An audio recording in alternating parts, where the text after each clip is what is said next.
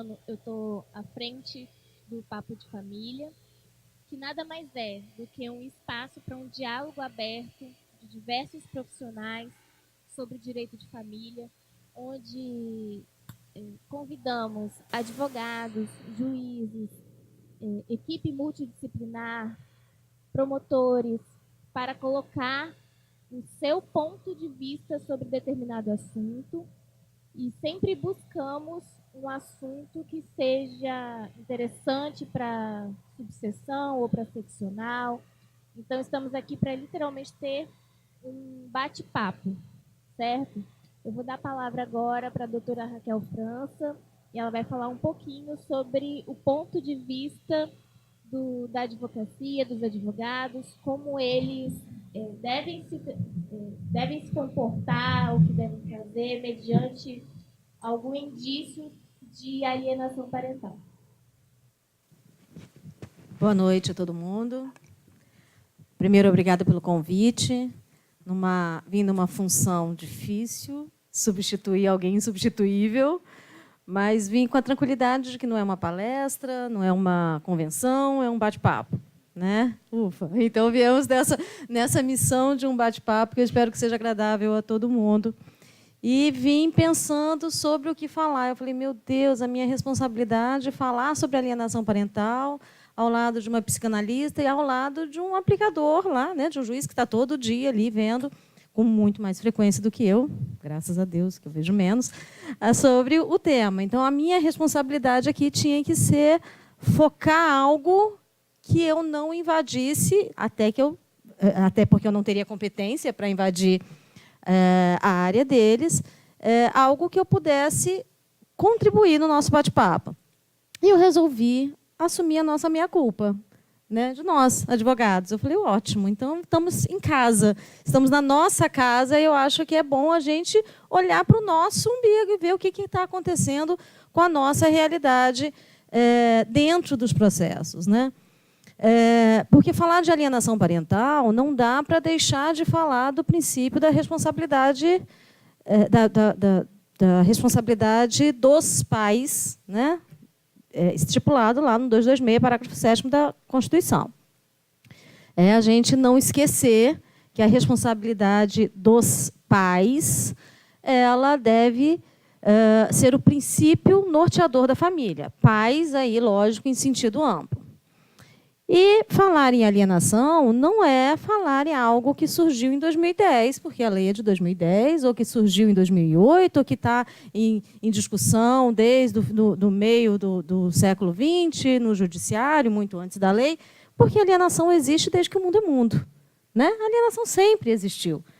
O fato é que passamos a enxergar mais a alienação. Por que a gente passou a enxergar mais a alienação? Por que a gente passou a discutir tanto sobre esse assunto, alienação parental?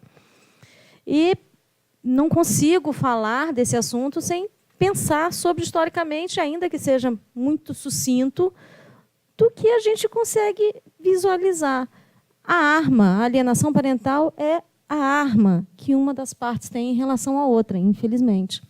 A arma que, muitas vezes, quem municia é o advogado. Por isso, a nossa meia-culpa. Por isso que eu estou aqui falando na nossa casa da nossa meia-culpa. Se nós pararmos para pensar, em tempos anteriores, lá na vigência do Código de 16, a mulher, a arma estava contra ela, né? Porque se ela praticasse qualquer ato que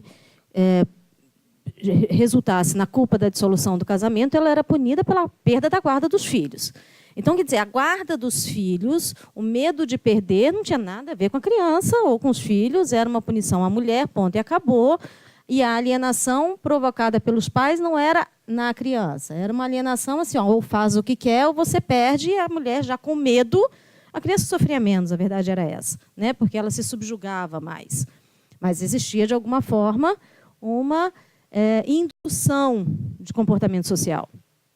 Aí, logo depois, com o judiciário, não tanto a lei, mas com a evolução da jurisprudência, a gente foi vendo que não, essa culpa não deve interferir, devemos buscar um melhor interesse das crianças, antes mesmo do Código de 2002, antes mesmo da Constituição de 88, mas aí parece que a arma inverteu, né? Parece que aí passou a mulher a dizer, opa, filho é meu. A guarda é minha. Nenhum juiz vai ser doido de tirar meus filhos de mim. Espera, você está pensando o quê? Filho fica com mãe. Então, você vai ver o filho quando eu quiser. Você vai participar quando eu quiser. Você vai atuar ou ter qualquer motivação no crescimento quando eu quiser. Olha, mudou a arma de mão, mas continuamos falando de colocar a criança como um ponto de negociação, o que continua sendo algo muito grave. E isso mudou. Quando? Quando que a mulher perdeu essa arma? Eu, na minha humilde observação, acho que foi com a inserção do homem na criação dos filhos. Que eu não sei por que aconteceu, porque eu não sou socióloga, não poderia dizer o porquê. Eu não sei se é porque as mulheres tiveram que ocupar um espaço, um papel que antes não tinham, não sei se é o homem que resolveu ocupar um espaço que ele antes não queria, mas a gente percebe isso de olhar para o lado, de olhar para trás, há pouco tempo atrás. Posso dizer, gente, isso eu falo sempre brincando, que reunião de pais, na minha época, era reunião de mães. Eu não lembro do meu pai nunca ter ido a uma reunião de escola. Gente, eu não sou tão velha assim. Tá? E meu pai também não era um pai ausente, muito pelo contrário. Mas não era função de pai. Função de pai é o quê? Prover. Né? Essa função era natural. Ainda que a mãe trabalhasse, ainda que a mãe fizesse, essa função era uma função da mãe. Hoje, agora como mãe, participando das reuniões de escola do meu filho, eu acho maravilhoso. Eu olho e fico tão encantada, porque tem pai e mãe, tem pai, tem mãe, tem revezamento de pai e mãe. Hoje eu não posso, vai você. Tem pais, 2 pais, tem 2 mães, tem todas as formas de constituição de família. E a gente percebe que há um interesse desses pais, desses genitores, de participar da vida do filho. E isso fez com que o pai não quisesse mais ser o pai de McDonald's. E aí a mudança da postura do pai, ao meu ponto de vista, fez a alienação aparecer. Repito, ela sempre existiu, mas aí fez ela aparecer. E ela aparecendo, opa, nova arma que a mulher conquistou. E eu vou dizer por que a mulher daqui a pouco. Porque até então, pai de McDonald's, desculpem a expressão ruim, mas é um papo, é aquele pai que guarda unilateral, normalmente para a mãe, e ele de 15 em 15 dias faz o quê, gente? De 15 em 15 dias, por favor. Pega, leva ao McDonald's, compra um McLanche feliz, leva a criança para casa com uma lembrancinha, que a criança está em êxtase, e olha que bom isso, não era bom? Ele queria o quê? Nada. Ele assumia a função de provedora durante uma determinada época, ele estava satisfeito com isso, em ser o pai de McDonald's. Mas ele mudou, ele não quer mais ser esse pai de McDonald's. Ele quer também participar da vida dessa criança. E, com essa intenção de participar, a mulher se viu novamente com uma arma na mão. Aquela arma que tinha acabado. Acabado em que momento? Quando ele aceitou, ok, você fica com a guarda, eu não quero mesmo, eu vou ser pai de McDonald's, eu sou feliz assim. Quando ele começou a mudar, repito, não sei em que momento, e querer participar, a mulher se viu novamente com uma arma na mão. Digo a mulher porque, durante muito tempo, a guarda ainda foi deferida às mulheres, né, como regra. E aí começamos a ver, inclusive, na jurisprudência, uma mudança de percepção. Espera lá. Ok que a mulher fique, antes da lei de 2008, ok que a mulher fique com a guarda, mas esse pai deve ter direito, deve ter acesso à criança. A mulher não pode, a mãe não pode impedir que o pai participe da vida da criança. Até o momento em que veio a lei de guarda compartilhada em 2008, que posso dizer, como professora, em 2008 eu fiquei apavorada. Apavorada por um único motivo. Meu Deus, como vai ser obrigatória a guarda compartilhada? Meu Deus, como é que eles podem dizer que, havendo dissenso entre o casal, haverá a guarda compartilhada? Porque, na minha visão, a guarda compartilhada, para não gerar dano à criança, só poderia ser fruto de consenso, né? Só poderia ser fruto de, olha, os pais estão em consenso, eles não vão atormentar a vida dessa criança, eles podem compartilhar uma guarda. Quando a lei impõe a guarda compartilhada como regra, o pensamento primário foi: essas crianças vão surtar, porque os pais irão litigar o dia inteiro, os pais irão litigar intermitentemente, e todo reflexo disso será em cima da criança. Seu pai não presta, você vai para lá porque a sua mãe é uma pessoa que não merece o seu contato. Enfim, aquelas relações que nós sabemos que são bastante tormentosas quando há o litígio, né? E tive que morder minha língua. Com o passar do tempo, eu tive que morder minha língua. No início, muito nervosa, indo muito brava, imaginando isso muito brava. Por quê? Como impor goela abaixo a guarda compartilhada, com medo do reflexo disso para os menores. Mas hoje, 10 anos depois, a gente costuma dizer que a mudança não vem de cima para baixo, né? Mas, nesse caso, mordendo a língua, eu acho que veio. Porque quando vem alguém para falar, e a guarda? Filha, a guarda é compartilhada. Você já senta e fala, ó, esquece, a guarda é compartilhada. Isso dá ao advogado uma... Ufa, aqui, não surta, a guarda é compartilhada. Vamos aceitar que a guarda é compartilhada? Existe algum motivo grave, algo severo, algo que vai colocar em risco a vida dessa criança, o bem-estar dessa criança, o desenvolvimento dessa criança? Não. Então, a guarda é compartilhada. E as pessoas, em 10 anos de lei, elas estão aprendendo a lidar com isso. Ainda que não gostem. Não tem jeito, né, doutora? Não tem jeito. A guarda é compartilhada, a filha tem que ser. Se você falar qualquer coisa, a promotora vai brigar com você. A gente ainda dentro da alma põe a culpa nos outros, né? Lógico, nossa função. Mas a guarda é compartilhada, as pessoas estão aceitando. Resolveu o problema? Não. Os conflitos existem?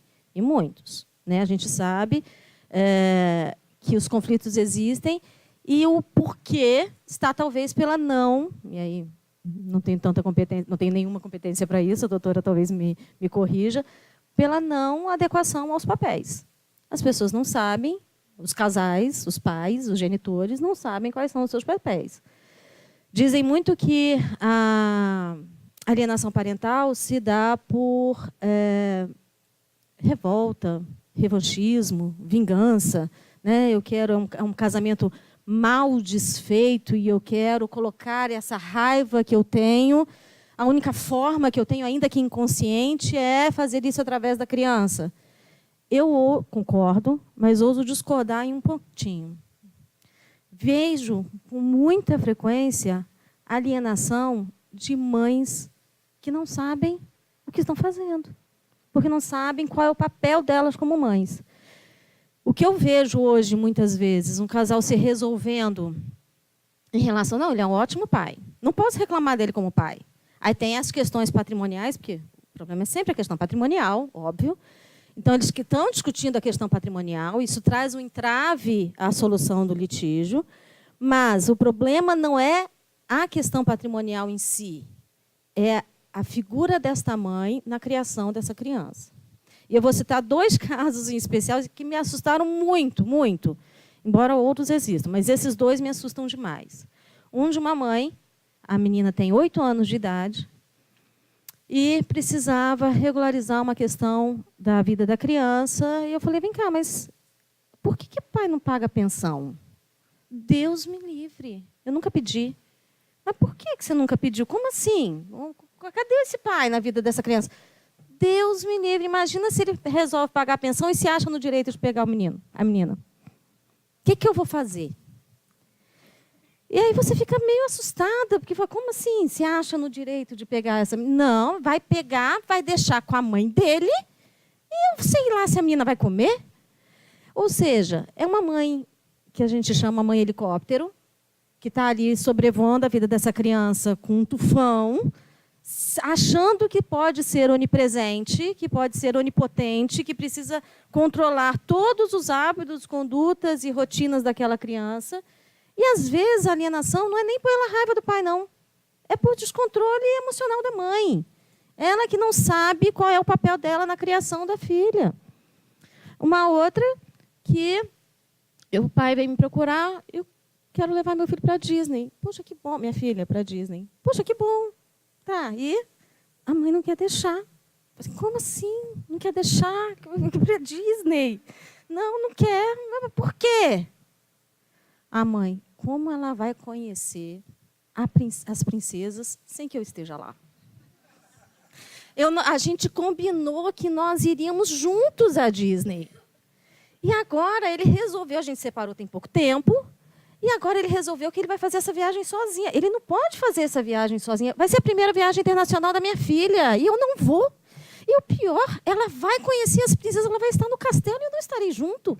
Como que eu posso aceitar uma coisa dessa? Só vai se eu for junto. Como assim? Vocês estão divorciados, não dá para você ir junto. O que você vai fazer lá com ele? Entendeu? Quer dizer, aí o papo é, você não vai porque seu pai não sabe cuidar de você.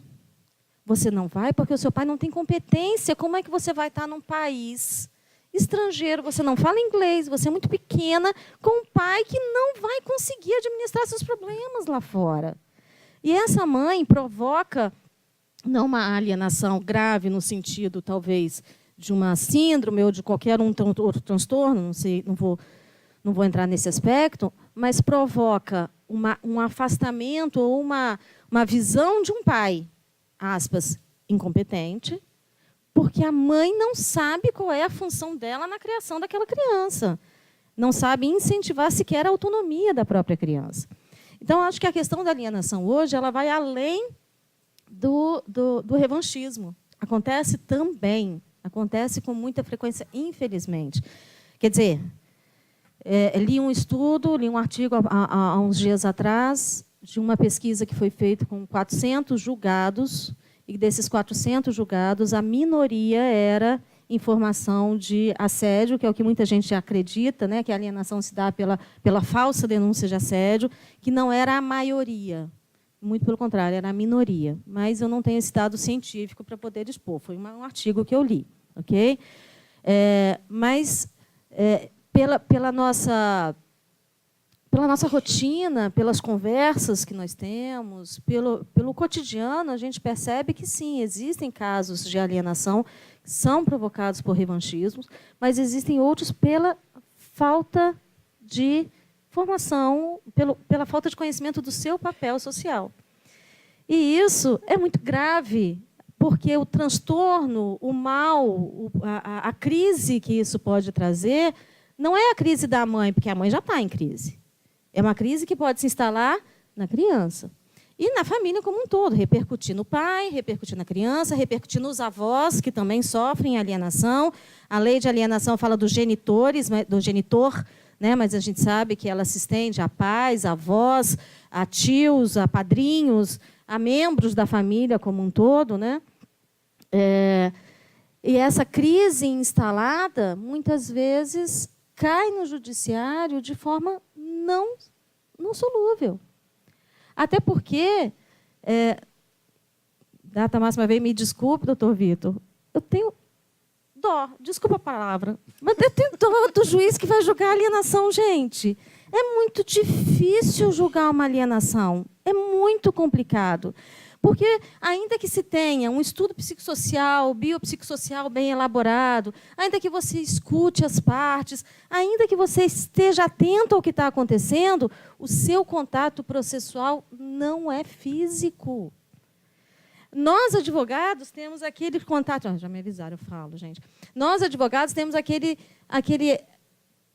ligações de 30 vezes por dia? Doutora, ele não devolveu o menino. Doutora, o que eu faço? Olha só, chamou a Maria de gente boa, saiu com Maria, namoradinha dele, e chamou Maria de gente boa. O que eu faço? Ai, que bom, né? Aí a nossa função, para tentar encerrar. A nossa função, advogado, amor, que bom que chamou Maria de gente boa. Né? Então, vamos fazer o seguinte, nós, advogados, precisamos mediar e falar, olha, você não vai, se não houver indícios graves, é óbvio que a gente precisa ser responsável na nossa fala, você não vai incentivar a alienação. Advogado que litiga com vara de família é advogado ruim, né? É advogado mau no sentido de cruel, porque o objeto do litígio normalmente é uma criança. A questão patrimonial, o problema é deles, eles que se resolvam, vão perder. Vai ter litígio, vai perder dinheiro, eu sei. Mas aí a questão patrimonial eles se viram. Mas litigar a respeito de criança é ser um advogado cruel. Então, é nossa função falar, não, vamos mediar, vamos parar, vamos pensar. Olha o que você está falando, isso tem procedência mesmo? E é engraçado que a lei de alienação, O artigo 9º e o 10º foram vetados. E o artigo 9º falava que cabia ao juiz, quando possível, procurar medidas de mediação. Foi vetado, porque não cabe mediação à época. Né? Em 2010, falaram que não podia ter uma atuação externa, extrajudicial, para mediar a questão conflituosa, que só o juiz poderia decidir. Mas há a possibilidade do juiz sim interferir, porque existem as medidas ali cautelares que ele pode falar, não, vamos mediar, vamos buscar advogados, vamos sentar, vamos tentar, ainda que uma audiência não protocolar, qual é o problema? Vamos resolver, vamos conciliar. E o advogado tem que previamente ir com esse conhecimento. Ele tem que previamente ir com o dom do apaziguamento, sabendo que ele, inclusive, vai ganhar com isso. E eu estou falando ganhar em todos os sentidos, né, gente? Inclusive para a sobrevivência, né, financeira. É nossa função advogado, inclusive, enxergar naquelas 30 ligações que eu vou ter por dia da cliente que está desesperada, que eu não tenho competência para encaminhamento psicossocial. Não é, não, é o meu tempo? Não, não é não. É o taekwondo do meu filho, desculpa. É a gente lembrar, olha, aqui, meu limite chegou. Vamos encaminhar, vamos para um psicólogo, vamos para um psiquiatra, vamos fazer um acompanhamento. É a função do advogado fazer isso, por que não? Porque é eu, advogada, que vou receber as 30 ligações, não é o doutor. Graças a Deus, né, doutor? Oh. Então, porque é eu que vou ver diariamente qual é a rotina desta possível alienação. Então, a primeira pessoa que deve impedir, por dever, pelo exercício da função, somos nós. E não esperar que a sanção seja aplicada pelo judiciário. É a gente que tem que parar, vamos encaminhar aqueles que precisam, tentar mediar, e se não houver alternativa mesmo, a gente joga a bomba para o judiciário, que, afinal de contas, acaba explodindo lá mesmo, né, doutor? Não tem jeito. É isso aí. É isso, gente. Meu tempo acabou. Passo a palavra para o doutor Vitor assumir nossa meia-culpa.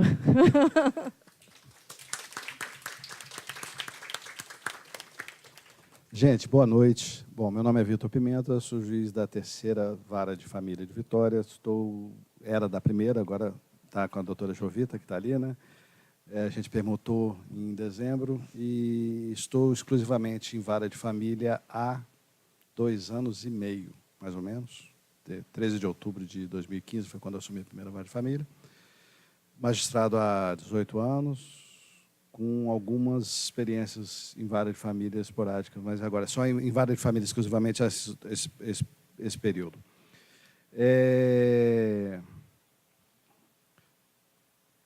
Obrigado a presença de doutora Jovita, que veio aqui só para me encabular. Mais do que já estava. Bom, primeiro eu queria só... o miserável do doutor José Eduardo me convidou para um bate-papo. Aí, quando eu recebi o e-mail, eu não achei, acabei achando, viu, Giovana? Achando o e-mail e vi que eu estava como palestrante. Não fui convidado como palestrante, foi um bate-papo.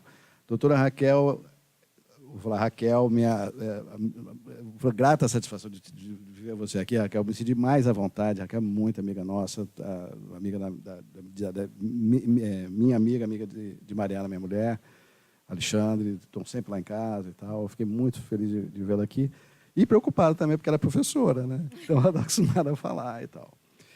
E o que eu tenho para trazer aqui, falar sobre a alienação parental, é trazer indagações e não respostas, né? E trazer a minha visão prática dos processos, de como que acontece, como que a gente lida com essas situações.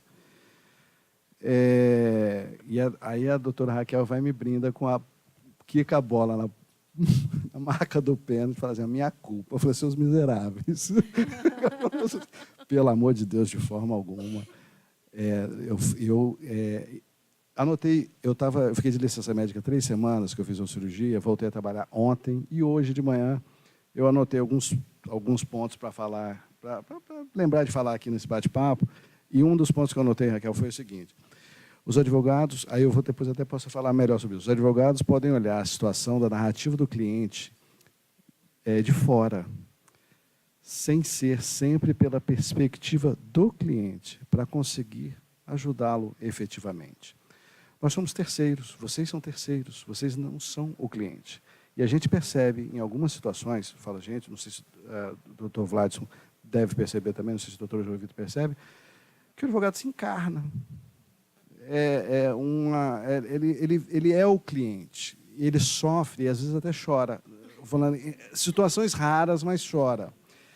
E ele não consegue. Aí eu falo, não é culpa dele, de forma alguma não é despreparo. Às vezes é despreparo para aquele momento, porque pode ter vivido uma situação daquela, pode ter sido alienado quando criança ou quando adolescente. Então, tem essas situações todas.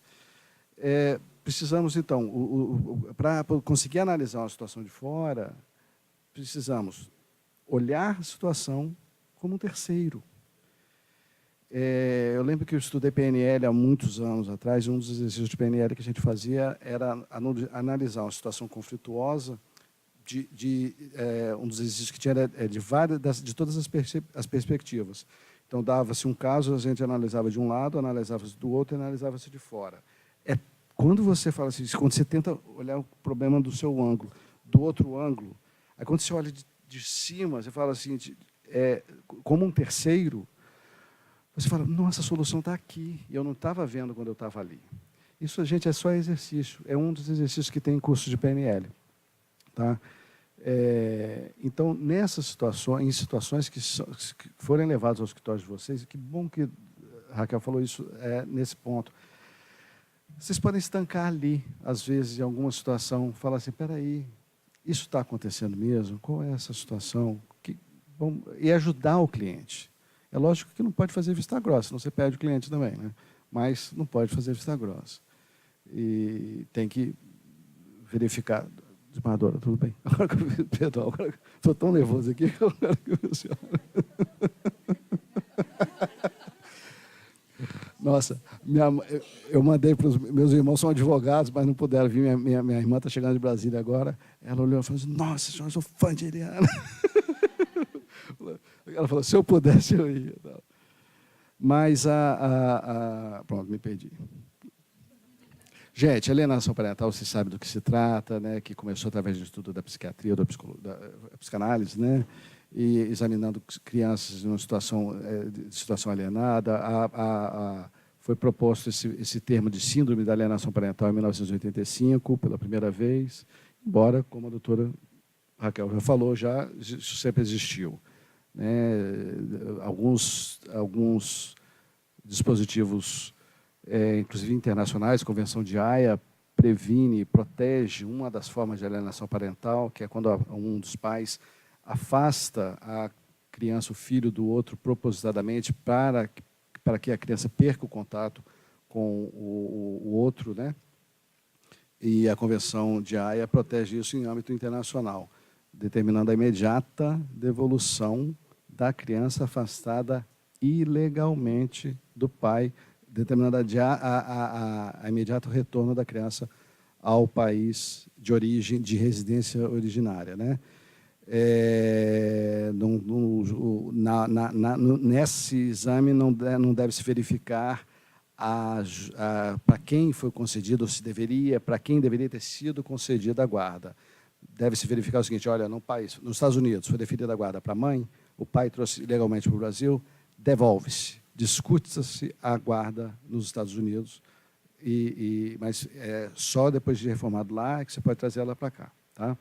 A Convenção de Haia foi ratificada, faz parte do nosso ordenamento jurídico desde o decreto de 2000. Embora o termo alienação parental tenha surgido pela primeira vez em 85, a Convenção de Haia é de 1980, tá? E foi absorvida pelo nosso direito em 2000.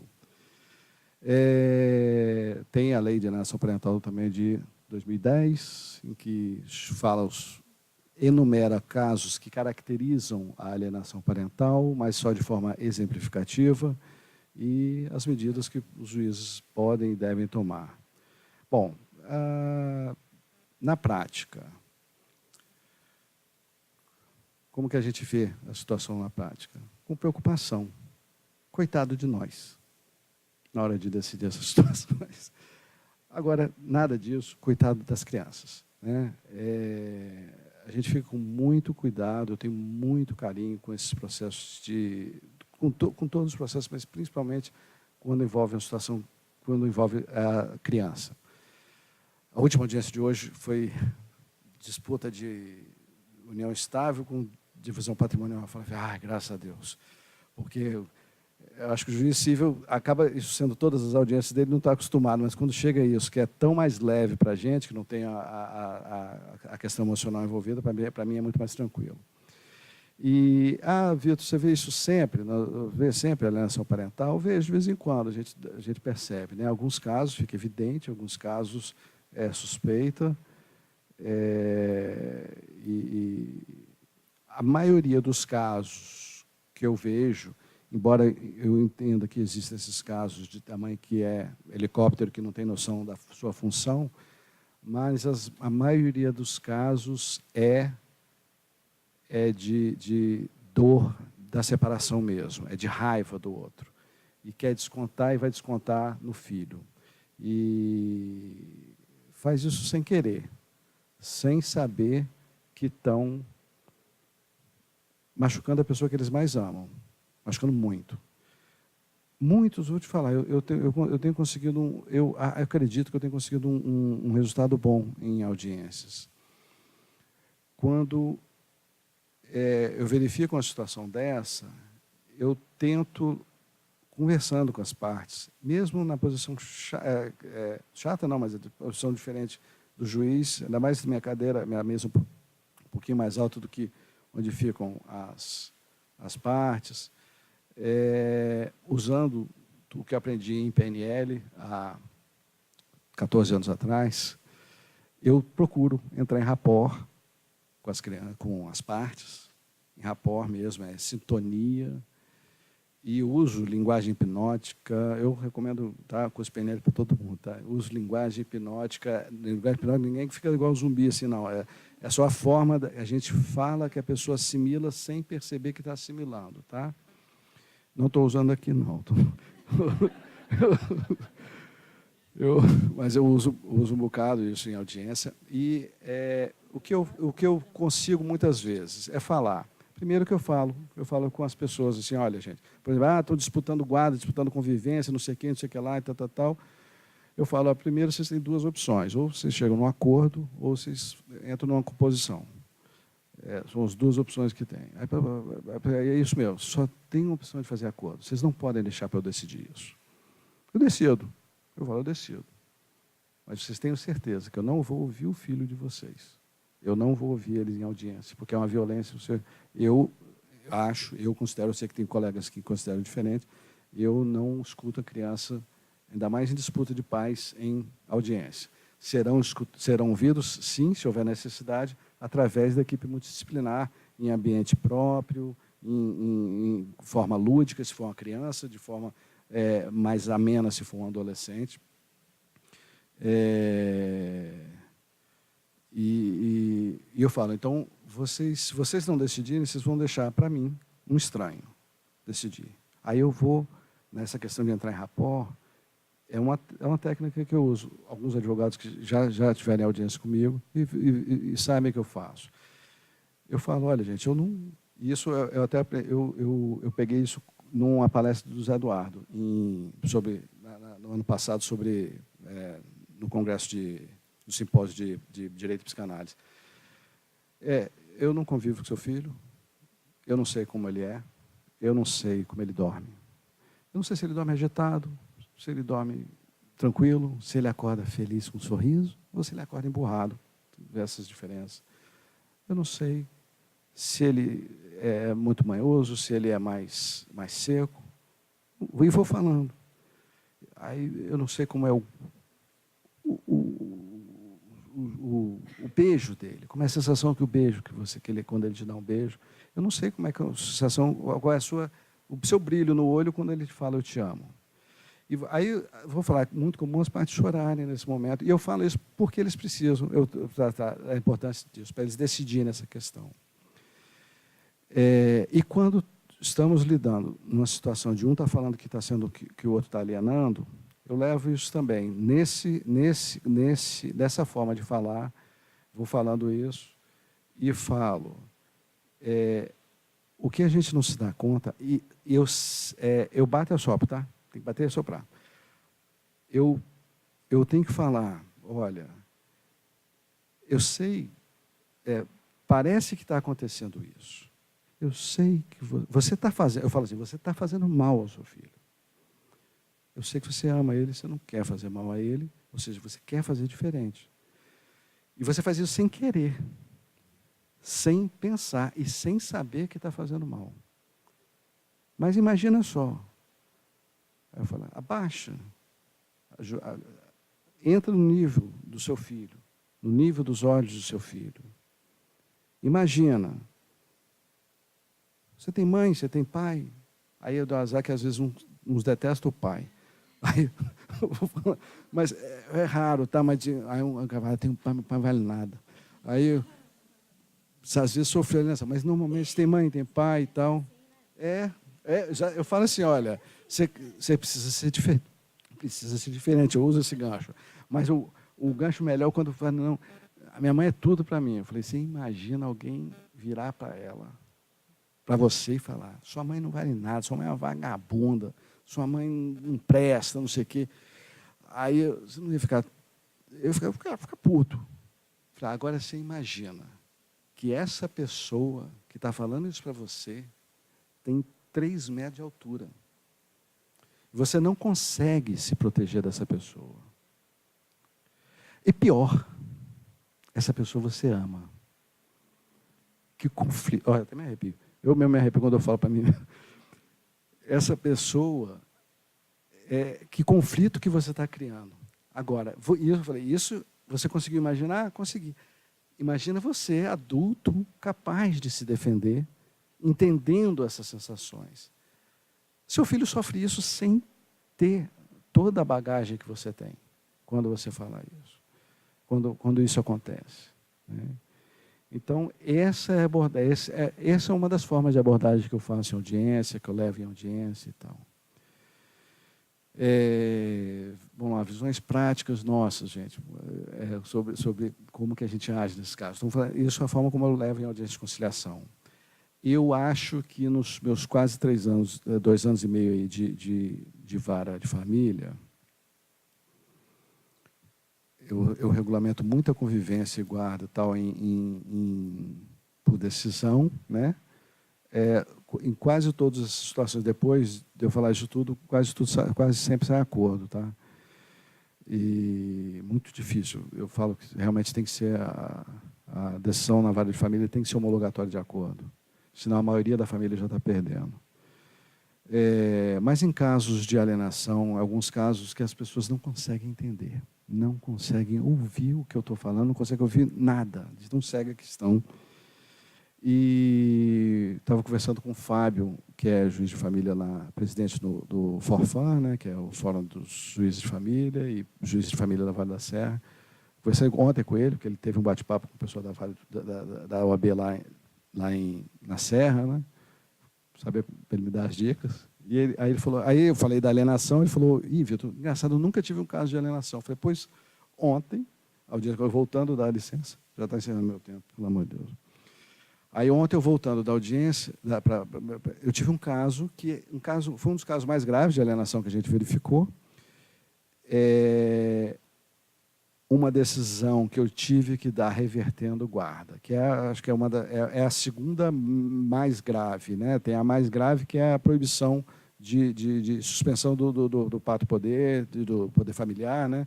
Mas ontem não foi ontem, né? A decisão é de janeiro. Eu tive que fazer uma inversão de guarda drástica.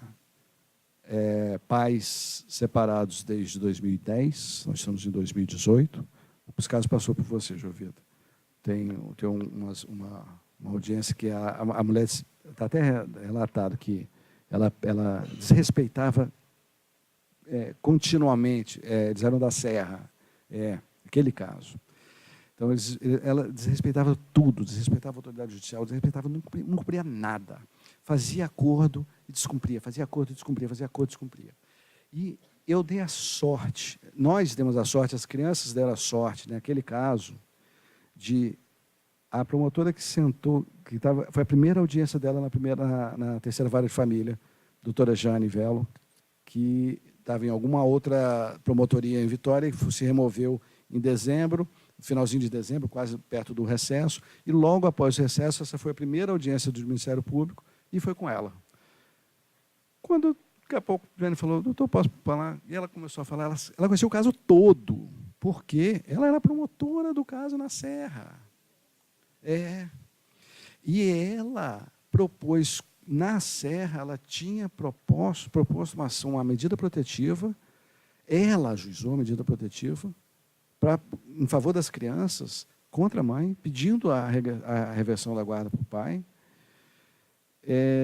Simplesmente, gente, em resumo, nos últimos 7 anos, será, acho que, eu não sei, eu posso estar errando, 5 ou 7 anos, mas eu acho que foram 7 anos. Durante 6 meses de separação, ele conseguiu conviver com as crianças. Depois, simplesmente não conseguia mais. A mãe se mudou e ele sempre ameaçado. A família muito, muito violenta, a família dela toda muito, muito violenta. E ele tentando, ajuizando a ação. Essa reversão de guarda foi pedida lá na Serra há pouco mais de 2 anos, 2 anos e meio atrás, né? A juíza lá na época entendeu ainda de dar mais uma chance, eu acho, para tentar uma conciliação, e impôs uma convivência com a presença de um oficial de justiça. Ou seja, o cara ia tentar pegar, mesmo com a corte homologado, não deixava. Aí, com o oficial de justiça, ela entregava para o oficial de justiça. Então, o cara conseguiu fazer isso 3 finais de semana. Nunca mais ele viu as crianças. Depois que não foi sem oficial de justiça, ele não conseguiu mais ver as crianças. Aí não tem nem... Está tão caracterizada a alienação aí, foi um absurdo. E agora, né, já tive outros casos que aí foi não só de raiva, mas muito de imaturidade, embora adultos, né? É um caso, mas aí logo que eu assumi a primeira vara, mãe também que pegou a criança de um ano e pouquinho, e sumiu, 6 meses depois sem ver o pai. Viajou, foi para a Bahia. Aí eu marquei uma audiência, a guarda estava com ele, tá? Ela pegou na convivência e sumiu com ele. Chegou em audiência, eu até consegui marcar uma audiência, consegui que ela levasse a criança lá, e lá na audiência ele acabou pegando a criança de volta, e esse caso está com você, né? Eu achei interessante que a raiva dele, ele falou, doutor, agora ela vai ficar 6 meses sem ver a criança. Eu falei, negativo, porque a criança já sofreu uma vez, não pode ser violentada a segunda vez. Ele falou, putz, é mesmo. Na hora, engraxei mesmo ele todo malucão, sei lá, malucão não, mas todo... Não revoltado, não, mas imaturo. Os dois. É um caso dos dois são muito imaturos para ser pai. Pessoal de... dá vontade mesmo. É porque o caso agora está lá com o Jovito. Tá, mas eu achei interessante que a gente falou, não, que senão ele vai sofrer de novo. Aí ele falou, poxa, é mesmo. Então, vamos lá, quando a gente está num caso desse, você tem que... o objetivo da lei de alienação parental não é punir o pai, é proteger a criança. Então, a gente não pode tem que tomar cuidado na hora da medida que a gente vai determinar, porque a gente não pode violentar a criança novamente. Gente, eu ia falar também sobre a questão rapidamente, sobre a falsa comunicação de abuso sexual. Eu não sei, você falou de uma reportagem sobre...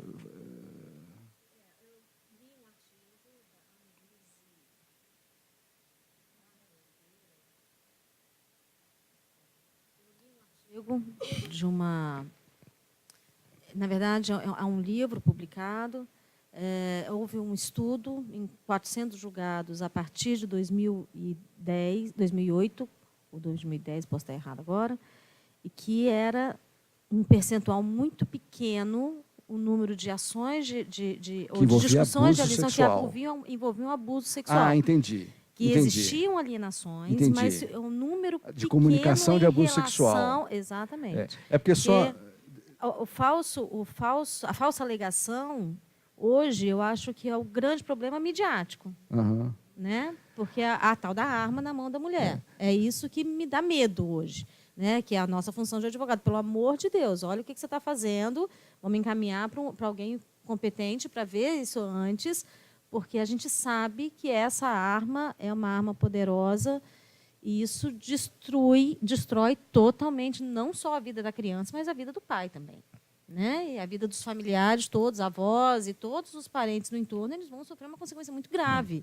Então, é nossa função, advogado, apurar qualquer coisa antes. E, se for o caso, sem colocar em risco a criança, eu não tenho competência para saber se a criança sofre abuso ou não. Eu, advogada, eu tenho que confiar na palavra da mãe. Mas essa palavra da mãe ela tem que vir para mim com algum substrato para que eu possa ter até mesmo um poder de convencimento junto ao judiciário, porque a falsa denunciação é algo muito grave. Gente, eu queria, com relação a essa falsa denunciação de abuso sexual, o seguinte.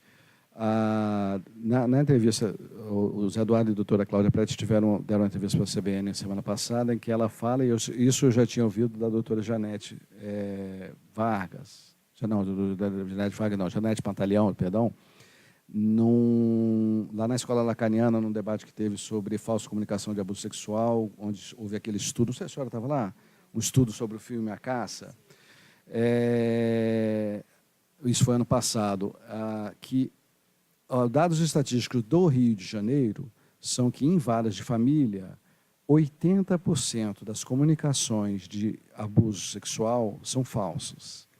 80% são falsas. Vamos lá. Nós recebemos uma denúncia de abuso sexual. Eu tenho que proteger a criança, porque 20% pode ser verdadeiro. Então, na dúvida, eu já falo o seguinte, a criança já está sofrendo a violência, ou sexual, ou alienação. Entre escolher as duas, mesmo sabendo que 80% é alienação, eu vou escolher a alienação. Não sei, posso estar enganado, posso estar errado, mas do que deixar sofrer abuso sexual. Então, eu vou afastar mesmo. Agora, para dar tempo, nisso, vocês, os advogados, podem ajudar muito. Primeiro, na hora do exame do caso. Segundo, ainda tem dúvida mesmo, tem que pedir. Né? Pediu, fica em cima da gente. Os processos ficam nos caninhos e a gente não percebe que é aquele caso que é tão urgente. Cobra da gente. Se falou com o assessor não deu resposta, fala comigo. Ou fala não sei, com o doutor Jovida, mas eu estou falando, fala comigo. Com o doutor Jovida não, mas não, fala comigo. Porque porque isso eu preciso dar uma atenção nesses casos. E se ficar 6 meses, por exemplo, aguardando uma determinada medida, gente, 6 meses para o Poder Judiciário não é nada. Agora, 6 meses para uma criança é muito tempo. É muito tempo. Tá? Mesmo, eu estou falando, afastou, proibiu de ver o pai. Proibiu de ver o pai. Às vezes fica 1 ano e meio com essa liminar. Eu estava num caso outro dia, numa situação dessa, tinha 1 ano e pouco. A própria mãe começou a perceber que não era aquilo. Porque foi uma falsa comunicação de abuso sexual? Foi, mas sem dolo da mãe. Aliás, é uma outra coisa que a psicóloga lá da equipe multidisciplinar, a Keila, falou lá na Escola Lacaniana, até que eles percebem isso na equipe multidisciplinar, pelo menos de Vitória. A grande maioria das falsas comunicações de abuso sexual não é por maldade, não é por mau caratismo da mãe, não. É por má percepção do relato da criança. Tá? Gente, vocês que estão trabalhando nessa área, dispostos a trabalhar nessa área, com relação a essa situação de abuso sexual, assistam o filme A Caça. Tá? Acha no YouTube, não acha no Netflix. É um filme, não sei se é norueguês ou dinamarquês. Ganhou prêmio de Oscar de melhor filme estrangeiro e tal. É um filme que não tem o ritmo dos filmes americanos, tá? Um ritmo mais lento, mas que relata uma situação dessa. Lógico que todos os casos não são daquele, mas relata uma situação dessa. Trabalha com a implantação de falsas memórias, né? a criança faz um relato de uma situação, acham que aquilo aconteceu, porque ela inventa uma situação, hein? Não, mas eu não falando, mas o spoiler não atrapalha não, mas é só isso. Aí ela mostra como não se pode ouvir uma criança, como não se ouve uma criança numa situação dessa. E a mãe, como acredita aquilo, começa a falar. Aí a criança começa a tentar desmentir. A criança começa a tentar... Ih, falei besteira. Ela começa a tentar falar assim. Aí fala assim, não, aconteceu mesmo. Você está querendo negar, mas aconteceu com você. Aí daqui a pouco ela começa a acreditar que aconteceu com ela. Tá? Gente, estourou meu tempo. Por mim eu falava um pouquinho mais. Mas é isso. Só situações dessas, gente. O tempo do Poder Judiciário, isso é uma coisa que eu queria marcar. Ela fez a meia-culpa da advocacia, vou fazer a meia-culpa do Poder Judiciário. O tempo do Poder Judiciário não é o mesmo das crianças. Eu peço ajuda, tem que a atenção dos advogados ficar em cima da gente nesses casos. Nos outros vocês podem ficar mais calmos, mas nossa, tranquilo, eu fico tranquilo, mas nesses casos, gente, por favor, me dói, nossa, me dói o coração quando eu vejo uma situação dessa. Eu fico mesmo, sentido mesmo. É lógico que a gente não pode ter pressa, em alguns casos tem que deixar o tempo correr, mas precisa desse alerta. Doutor, esse processo é um caso delicado de alienação parental. Gente, boa noite, muito obrigado.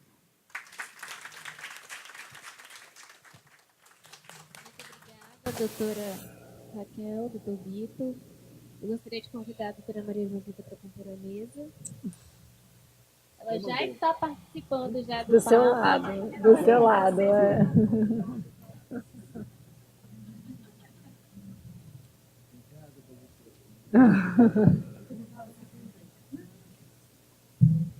Por favor, doutora Bianca Martins, ela vai falar agora uma parte técnica.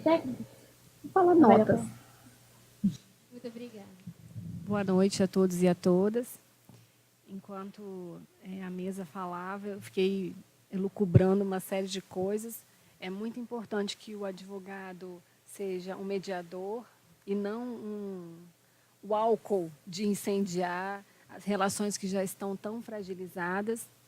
E outra coisa também o tempo da cronologia é diferente do tempo dos afetos.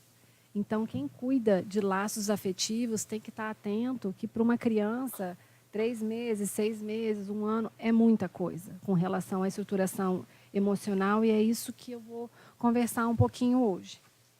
Eu chamei a minha fala de notas sobre alienação parental e defini alguns pontos que eu quero conversar com vocês.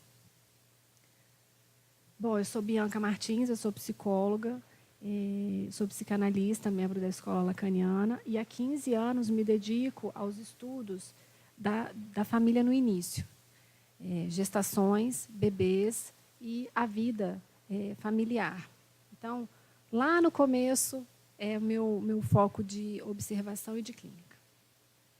Quando há um rompimento da conjugalidade de um casal, precisamos ficar muito atentos o quanto esse processo influenciará na segurança de cada membro da família em seus papéis. Quais são as funções que cada um de nós ocupa na família? Pois o fim da sociedade matrimonial não anula ou desconsidera as relações parentais. São coisas muito diferentes a conjugalidade de um casal e das relações de função parental, função de pai e função de mãe. Isso a gente tem que ter muito evidente nas nossas condutas, todas elas. No relacionamento conjugal, amar e ser amado é a premissa que une os cônjuges. Trazemos toda uma gama de demandas de afetos e de expectativas para uma relação, como se o outro fosse detentor de nossa completude. É o amor romântico que nos une, né? Quando isso não ocorre, uma ferida em nosso narcisismo se abre e é a porta de entrada para o rancor. Poderá haver a necessidade de ferir o outro cônjuge, a quem julgamos, né, quando somos feridos nesses pontos, ser o responsável pelo rompimento do laço amoroso. As crianças são sempre afetadas na quebra da conjugalidade do casal. Quando os pais não renunciam suas dores, seu narcisismo, a função parental é anulada. Esse é o maior problema que nós encontramos nos consultórios. E passam a enxergar o cônjuge como um rival a ser aniquilado nas relações de afeto com o filho. Os filhos saem, assim, da condição de sujeitos de direitos, à integridade, a cuidado, né, e de cuidados parentais, passando a função de objetos a serem utilizados para hostilizar o outro cônjuge. Moeda de troca, moeda de barganha. Né? O filho deixa de ser um sujeito a quem devemos cuidar e passa a ser um objeto. Nessa posição, a criança é levada a uma escolha muito difícil. A quem devo ser leal? Posição essa extremamente perversa, no sentido de perverter a função da parentalidade e da conjugalidade. A criança, antes de ser protegida em seu lugar de filho, é convocada agora a ocupar o lugar de cônjuge complementar, no rombo que a separação provocou no narcisismo materno e paterno com o fim do casamento. Isso é muito complexo. Né? Quando há um rompimento conjugal, às vezes, né, ou o pai ou a mãe convoca aquela criança a se tornar parceirinho dele, né, como uma forma de obturar aquela ruptura, aquela dor. Ao contrário do que se pensa, as mães não são as únicas alienadoras. Pais, avós, tios e tias podem desempenhar esse papel na medida em que possam enviar às crianças, mensagens que desconsidere e desacreditem o pai ou a mãe em suas funções. Então, é a mensagem que é alienadora e não somente a encarnação em alguém. As crianças não se conectam apenas aos pais e às mães. Os avós, tios e tias são influências muito importantes na constituição emocional. Gostaria de ressaltar que devemos ficar muito atentos, principalmente aos primeiros anos de vida de uma criança. E esse é o meu foco de estudo principal. Se há um rompimento conjugal no puerpério, momento de extrema fragilidade e vulnerabilidade emocional nas mulheres, o modo de acesso do pai com a criança pode ser restrito, devido à fusão corporal do bebê com sua mãe. Naturalmente, um bebê muito pequenininho, ele é conectado organicamente com a mãe, e às vezes, se há um rompimento amoroso ali daquela relação, é muito difícil lidar, né, com as dores do próprio período puerperal, né, que, ao contrário do que se coloca, não são só de 45 dias, né, o tempo que a criança necessita para ter uma certa autonomia, e a mãe para reorganizar o funcionamento do helicóptero, né, é de aproximadamente 2 anos, porque a gente está falando de afetos e não de tempo cronológico, de tempo do relógio, reorganização de funções, né, reconhecimento e segurança, né, quanto aos cuidados com o bebê. Então, a gente tem que estar muito atento, porque, às vezes, né, acho que vem muito para o consultório, esse momento de crise do puerpério, né, e, às vezes, isso vai para um litígio, e a criança fica ali, né, alienada por conta da sua vulnerabilidade, por ser muito pequena também. Né? Porém, isso não deve ser um impedimento para a relação filial. Por exemplo, algumas mães utilizam, e pais também, ela é amamentada ainda, eu não posso ficar, ou ele não pode ir. Então, a gente tem que ouvir isso com muita cautela, né? Com muito cuidado. Mesmo ferida, a mãe precisa ser ajudada, quando acontece de ser a mãe, né? a não estar muito de acordo com o rompimento, né? Precisa ser ajudada a conseguir suportar e garantir o lugar do pai e da criança enquanto função. O pai e a mãe não é só corpo biológico, eles operam como função. A mãe, enquanto função de cuidado inicial, eu costumo dizer que a mãe é a porta de entrada da gente no mundo. A forma como cuidamos dos nossos bebês é uma amostra da nossa condição humana, de como seremos recebidos. E o pai é aquele que apoia a mãe, né, nos cuidados primordiais, mas que posteriormente vai dizer, olha só, o mundo é além dessa pessoa que você tanto considera. Existem outras coisas lá fora. Vamos lá que eu vou te mostrar. Né? E algumas vezes, se o bebê é muito pequeno, a mãe ainda está muito imbuída dessa condição muito orgânica, né? Qualquer afastamento do bebê é sentido como um arrancamento. Né? Se a mulher já está muito fragilizada com o rompimento do laço afetivo, um afastamento de um bebê muito pequeno pode desintegrar essa mulher. Né? Enfim, então é um momento muito complexo para os operadores do direito e para nós psicólogos também. Muitas vezes a mulher está tão ferida que a presença física do homem que a amou e que não a considera mais como, né, sua companheira amorosa, a desestrutura. Em algumas ações envolvendo crianças muito pequenas, é importante considerar caso a caso. Tentar entender a situação naquele momento em que ela está acontecendo. Eu sugiro que, se possível, em situações onde ou o pai ou a mãe ficam muito frágeis, tendo crianças muito pequenas, alguém possa mediar esses encontros, né, a fim de garantir a legitimidade dos papéis parentais. Um pai não amamenta, mas ele pode, em seguida, colocar para arrotar, dar um banho, colocar para dormir, enfim, e participar diariamente da vida dessa criança. Há alguns desdobramentos com relação aos rompimentos dos laços afetivos, mas um divórcio nem sempre é o responsável por danos psíquicos nas crianças e nas famílias. No seio familiar, de modo geral, encontramos dissonâncias, divergências, angústias e descompassos. Muitos casamentos se rompem devido à falta de maturidade do casal, como vocês estavam, né, falando há pouco, em reconhecer que precisam cuidar de suas próprias fragilidades, suas próprias feridas narcísicas. Porém, reconhecer desajustes requer uma força egóica que algumas vezes os casais não conseguem se permitir acessar. Um trabalho de escuta psicanalítica, eu vou puxar a sardinha para o meu lado, né, é por excelência um elemento que pode ser de grande valia aos casais e famílias que se encontram nessa situação.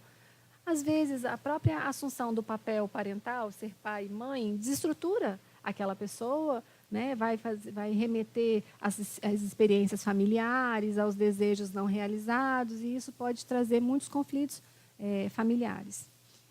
Quantos dissabores podem ser reconduzidos quando podemos elaborar e nos responsabilizar pelas nossas próprias falhas, ao invés de depositá-las somente no outro? É o que o amor romântico faz, né? Você me completa. A gente busca o outro pedaço da laranja. Só que existem laranjas inteiras, e elas não caem do pé partidas. Né? Mas a gente deposita no outro, né, toda a nossa expectativa de completude, enfim, de conquistas. Né? Isso é um pouco perigoso, principalmente com relação à parentalidade. A conjugalidade vai se organizando, mas se a gente fica mediando isso como metades, a gente fica meio pai e meio mãe. E com relação ao cuidado com as crianças, isso não é bom. Muitos conflitos, quando mediados por uma escuta atenta, podem ser redirecionados e amenizados, evitando assim o rompimento de um vínculo, ou até mesmo reorganizando os papéis, garantindo funções e aprumando os narcisismos dos cônjuges, de modo que possam considerar a criança como sujeito e não usá-las como objeto de afetação. O processo de divórcio não é o catalisador da alienação parental. A alienação parental é um funcionamento afetivo possível a partir da nova realidade, que é acessado por um dos cônjuges para reagir ao rompimento do vínculo conjugal. Então, se você tem, né, se um dos cônjuges tem uma condição psíquica um pouco mais fragilizada, vai lançar mão disso. Não quer dizer que em todo o processo de divórcio, de litígio, vão ocorrer alienações. Mas se é um cônjuge um pouco mais fragilizado, com uma estrutura um pouco mais, enfim, que naquele momento não está muito equilibrada, pode se lançar mão, né, desse caráter de alienar para poder sobreviver ao rompimento.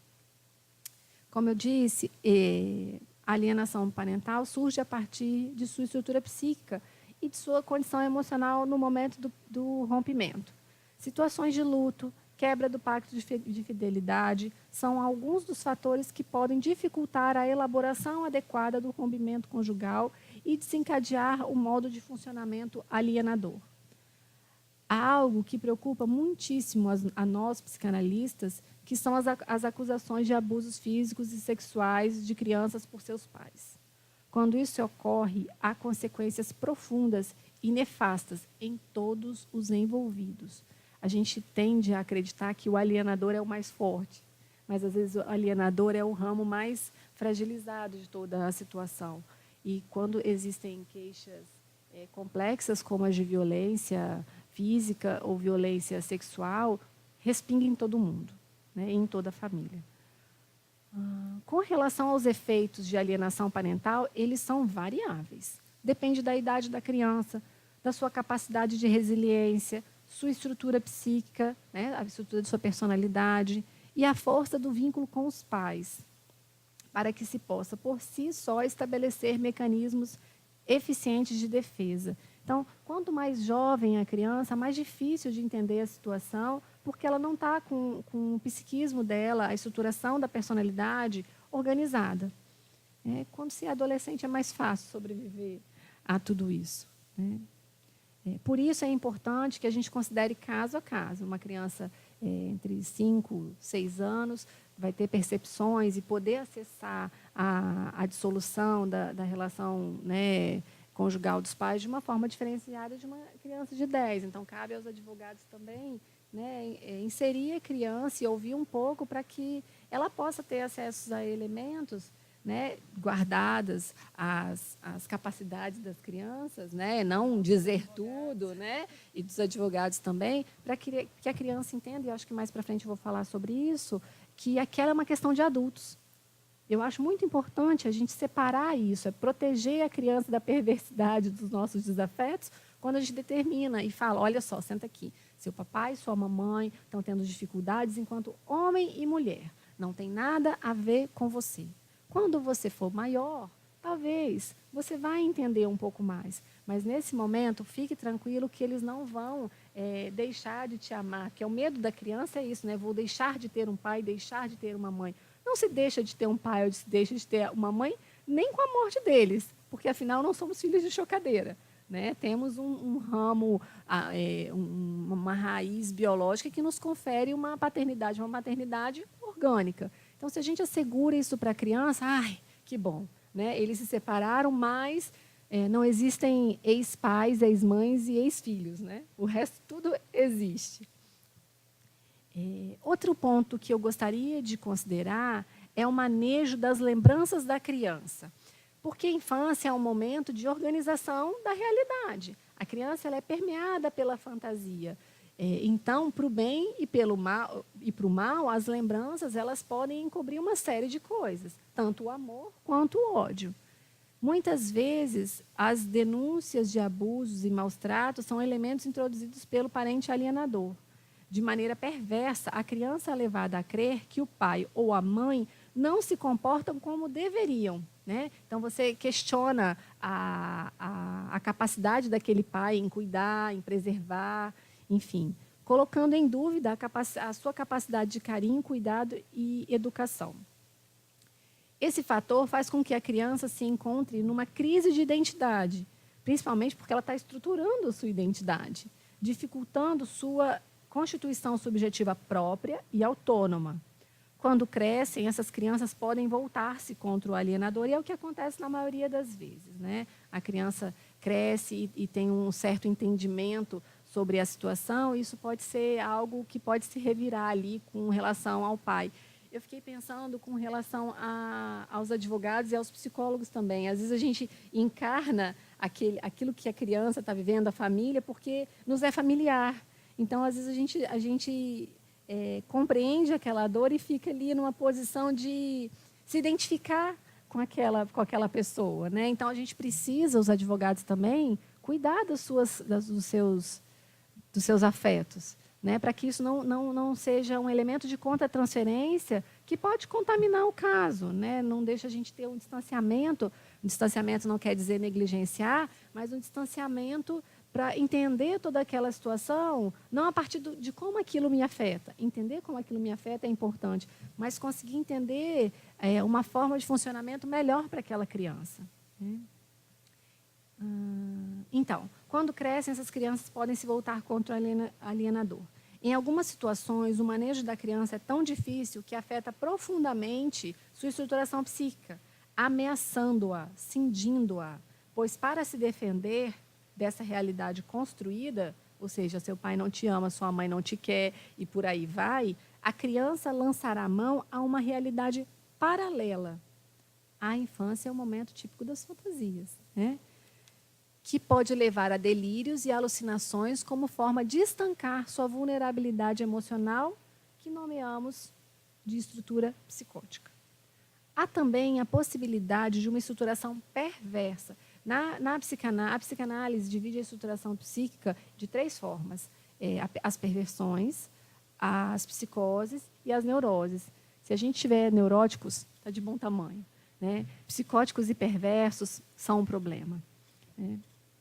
Isso é uma questão psiquiátrica, né? Como a psiquiatria organizou a estruturação psíquica, a psicanálise também vai por essa via. Né? Mas, enfim, também há a possibilidade, né, nesses conflitos, do resultado ser uma estruturação perversa, uma vez que no rompimento da simbiose mãe e filho, que é necessária, a função do pai não se fizer operar tanto na mãe quanto no filho, a criança passará a negar a realidade, a manipulá-la de acordo com seu desejo.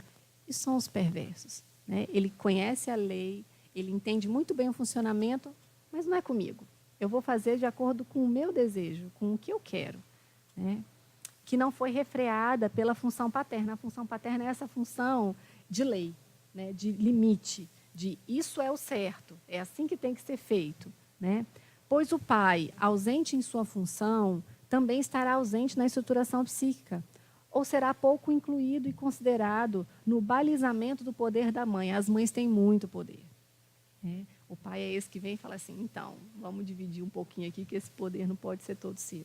Então, essa função é extremamente importante. E quando a gente percebe, na atualidade, pais mais presentes, imbuídos, é porque houve um entendimento de que essa função ela é necessária, ela tem que ser pulsante no seio da família, não só o cuidado da mãe, o zelo da mãe, aquela coisa de pôr embaixo da asa que está tudo certo. Não, o pai é esse que corta as asinhas da mãe, e isso é muito importante.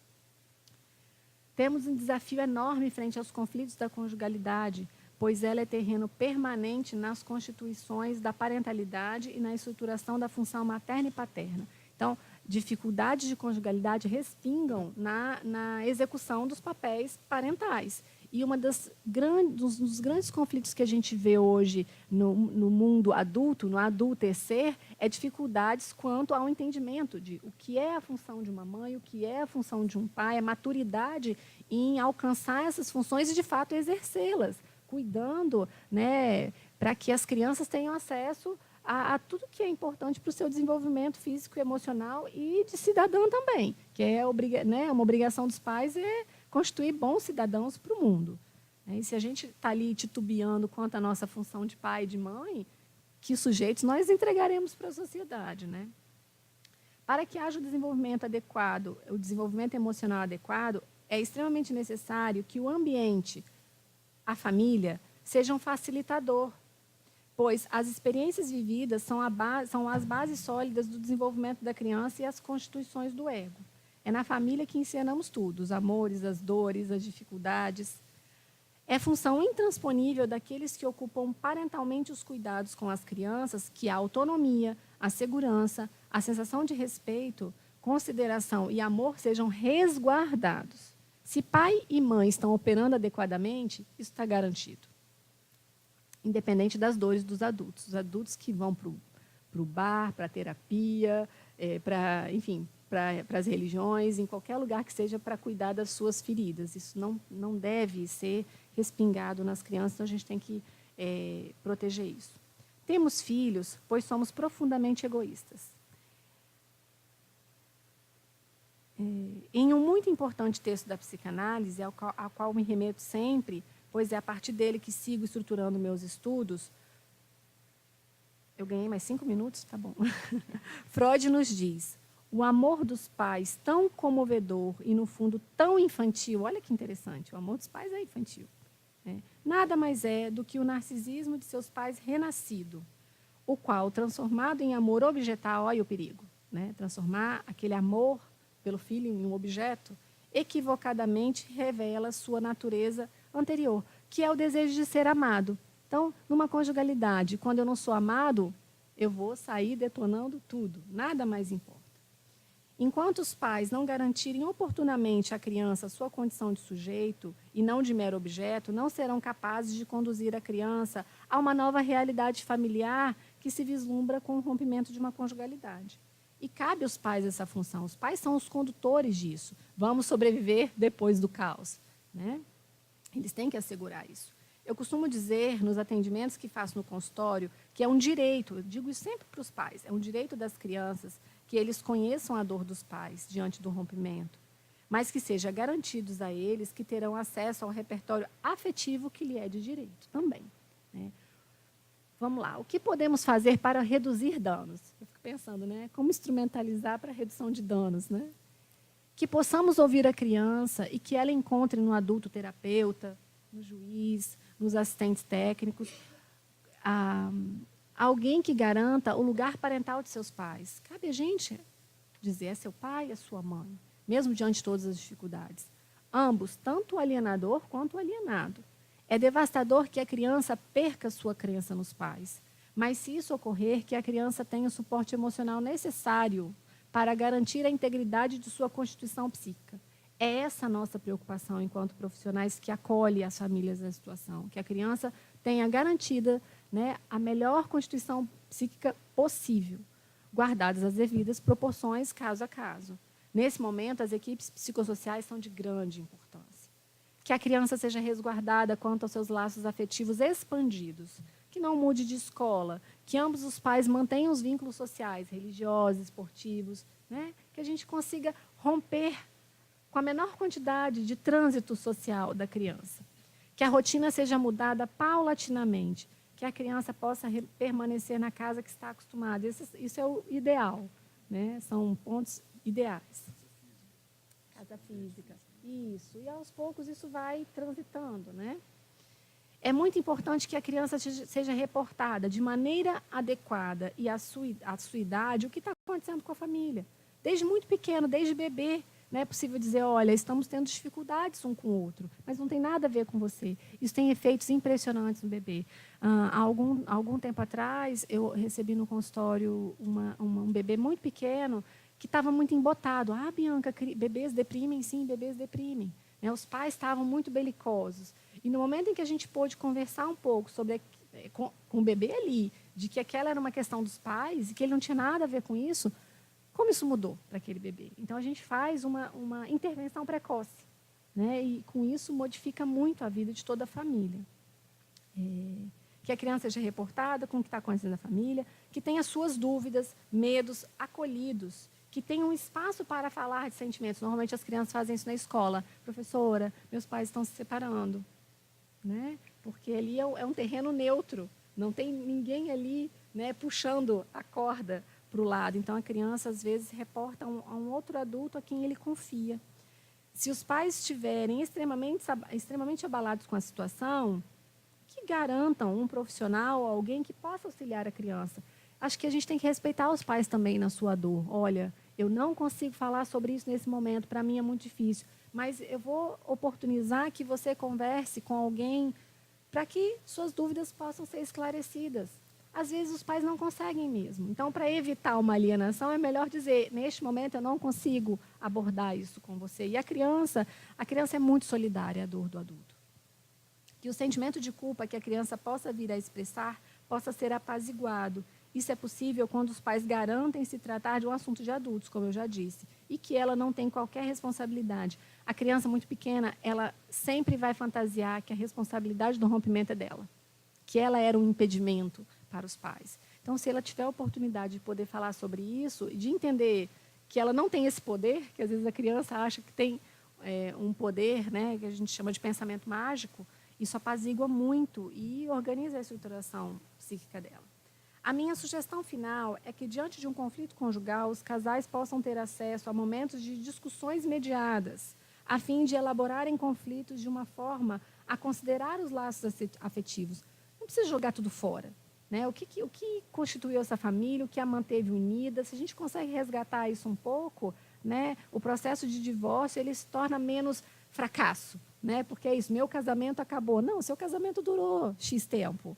Né? A gente não precisa jogar tudo que foi vivido fora, né? A fim de reorganizar em suas vidas, garantindo à criança a estabilidade necessária para que também consiga reorganizar a nova realidade familiar. Por fim, eu anotei isso no final, 1 ano na vida de uma criança é muito tempo. Então, a gente tem que correr, né, com a ajuda necessária para essa família, né, para que danos sejam minimizados. Eu gostaria de sugerir algumas leituras para vocês e alguns vídeos, né? A caça, como o senhor sugeriu, né? Eu anotei aqui. Existe um livro que se chama Quando os Pais se Separam, de uma psicanalista francesa que chama Françoise Doutor. É o livrinho de cabeceira de todo aquele que trabalha com essas questões. Ele é extremamente fácil de ler e instrumentaliza muito a gente, principalmente nas formas de abordar a criança. Tem outro livro do Winnicott que chama A Família e o Desenvolvimento Individual, 2 notas sobre a criança, de Jacques Lacan, e Introdução ao Narcisismo, de Sigmund Freud. E, por fim, já que eu estourei todo o tempo possível, eu vou sugerir que vocês acessem no YouTube um documentário que se chama A Morte Inventada, que trata, né, a morte inventada, que fala sobre os efeitos da alienação parental nos adultos. As pessoas reportam como foi todo o processo, né, de alienação e vão contando as suas memórias com relação a isso. Eu acho que é um vídeo que me arrepia, né, mas é muito importante para que todos nós tenhamos acesso para entender um pouco mais os efeitos disso a longo prazo. Né, porque a gente está pegando conflito, né, que pode ser mediado precocemente. Agora, quando isso não é cuidado, a gente vê os efeitos disso na vida adulta das pessoas. Eu queria agradecer à comissão pelo convite. É uma oportunidade muito bacana de poder trazer a público um pouco do que eu experiencio no consultório e de trazer a seguinte mensagem, que é muito importante que a gente apoie os pais, a família, no efetivo, na efetiva assunção aos seus papéis. Porque, às vezes, a gente gasta muito tempo estudando por uma série de coisas e é pouco instruído com relação ao que, de fato, é necessário para se tornar pai e mãe. Então, essa é uma das funções da minha clínica, de divulgar esses conhecimentos para que a gente tenha maternidades e paternidades mais responsáveis. Muito obrigada. Muito obrigada. Doutora Maria Jovita, quer considerar alguma coisa?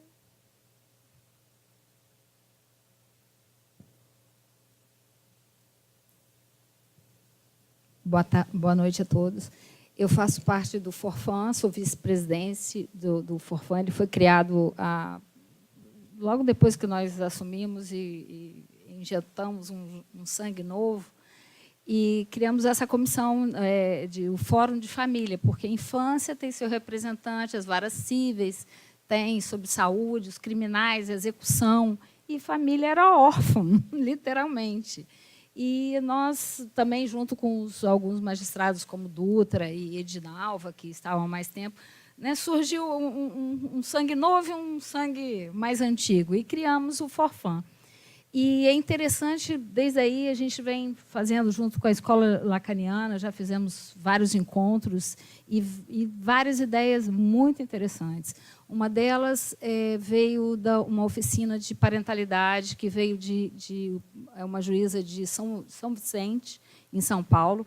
Agora, o tribunal se dispôs a subsidiar só a passagem, tá, gente? Não a diária, de 3 pessoas da equipe multidisciplinar, porque eles já estão se formando. Inclusive, agora teve, semana passada, em Colatina, a primeira oficina de parentalidade aqui do Estado, né? E